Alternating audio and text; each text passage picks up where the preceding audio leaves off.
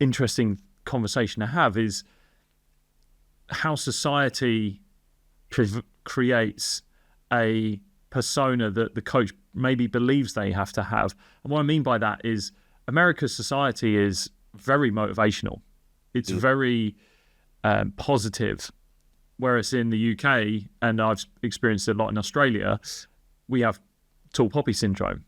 One poppy gets above the rest, we cut it down to the length of everyone else. And the conversation of that human element, these coaches that are talking about, I'm seeing it over and over again coming from social media, and I'm posting them out about coaches that are talking way less about the technical, the tactical, the performance of the game, and they're talking about the individuals, the environment, the culture. What are we creating? Are we making these players feel valued as people? And they're talking about the human side of it way more. Whereas I don't know if we are, as a society, giving the message or the permission for our coaches to be like that, and which, again, leads to an opportunity for coaches to do that. I think if you're a coach that could do that now, you will just stand up above the rest. You've got to be okay with being cut down. In the UK and Australia especially, like if someone does something different, you're going to have resistance. You're going to be someone's going to try to tear you down. You've just got to be strong enough to go, I know this is the right thing to do. Yeah, no, it's definitely a UK thing, I think. Like you'll get an NCAA Hall of Famer talking about not being angry at players. I watched my kid who's under 9 grassroots soccer player. I reckon the coach probably loses his anger about, probably 50% of the time shouting at players. And I do think as coaches, it's something that probably needs to come in more into coach education. And you always get the old school saying, it doesn't do them any harm being shouted at. But then, well, does it? You look at, 9-year-olds going into the shells, 9-year-olds not wanting to take another touch in case they do something wrong, 9-year-olds playing with fear. Yeah, and this can go up across through the age groups.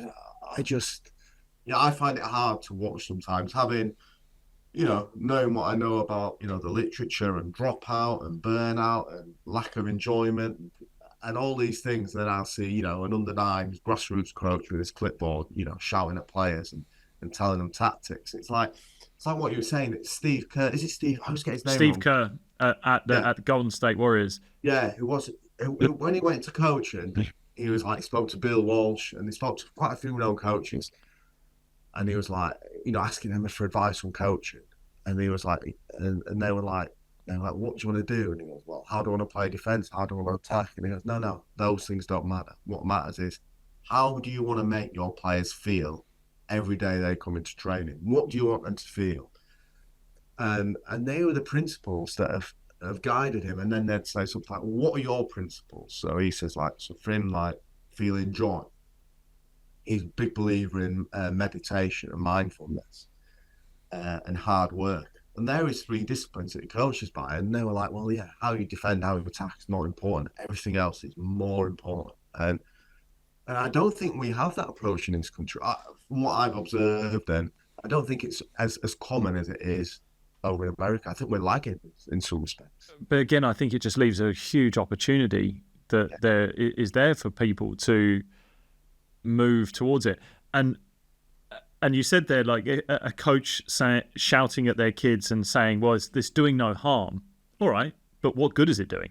Yeah. What is it, similar to what you were saying there about Steve Kerr, what is the feeling you want your players to have about you when they move on to another team, to a higher level, to whatever?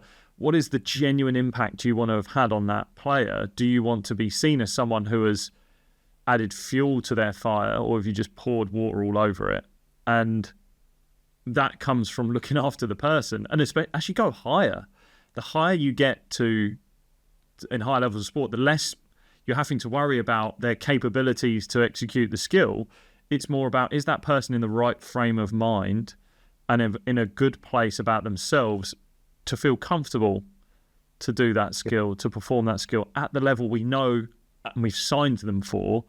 And that's as you go up. But yeah, there's definitely there's different reasons why people might get angry at players at lower levels, because they might just genuinely not have the ability. So you've probably got to have a bit more empathy for them developing and dial that compassion up a little bit.